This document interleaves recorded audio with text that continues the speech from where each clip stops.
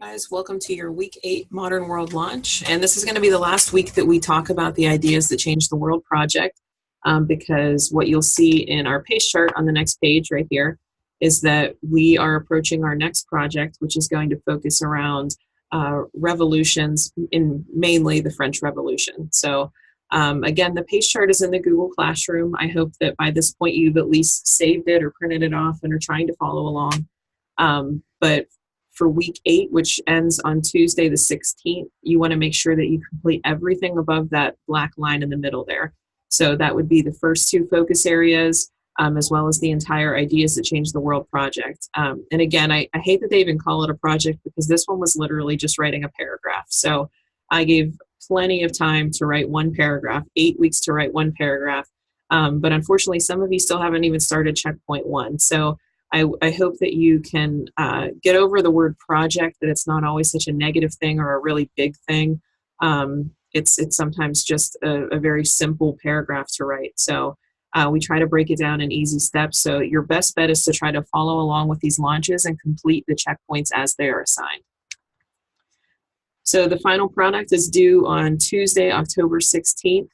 And again, reminding you that you should want to be turning your checkpoints green before you move on to the next checkpoint. So some of you, I think, we can't give immediate feedback. I know you submit things and you want feedback right away, but there are times you're going to have to wait. Just like in your brick and mortar, you turn a paper in, it can sometimes be up to a week until you get an assignment back.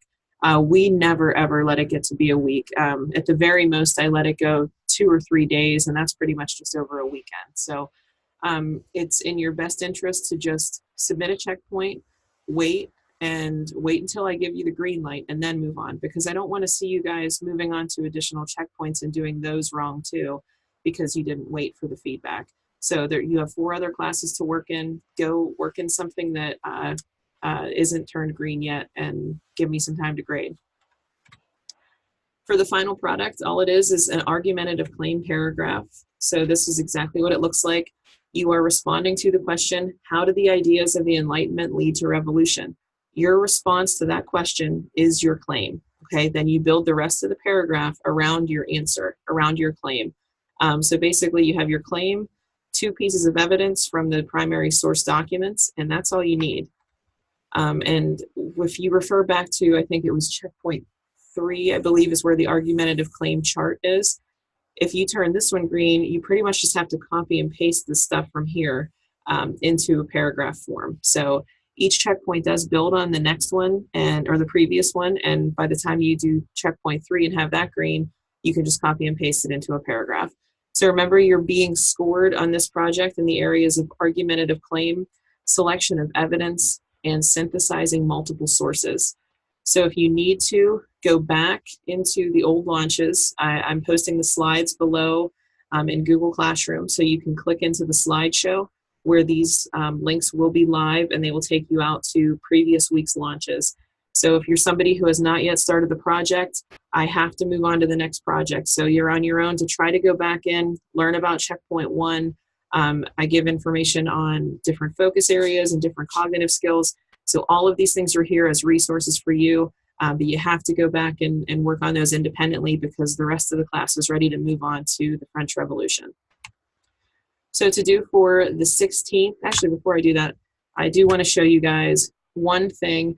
If you are working in your focus areas, click into, when you're in a focus area, right above the objectives, it says introductory materials. If you click in there, a lot of times there are study guides, and this one is perfect for working through the Enlightenment philosophers focus area. So you would open this. It's going to tell you an objective 1. In those resources is where you would find the information here. So your information to fill in this timeline, definition of the Dark Ages and Enlightenment, and then an objective 2 is where, through those resources, you'd find the information to complete this chart here about their ideas about human nature and government.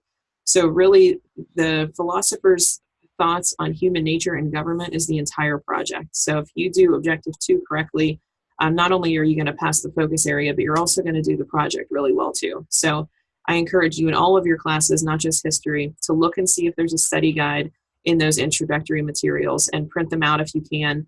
but at least be following along and using this as a guide to take notes. So to do for next Tuesday, the 16th, you should master the forms of government and the Enlightenment philosophers' content assessments, and master the early European democratic documents content assessment. Again, this one is optional because it is just an additional focus area, but I encourage you to try all of them because it's going to teach you more information that you could apply to your project. It's also going to allow you to get the highest grade possible in the course. And then you also want to be submitting your final product. And then for the next launch, we will be working on the French Revolution.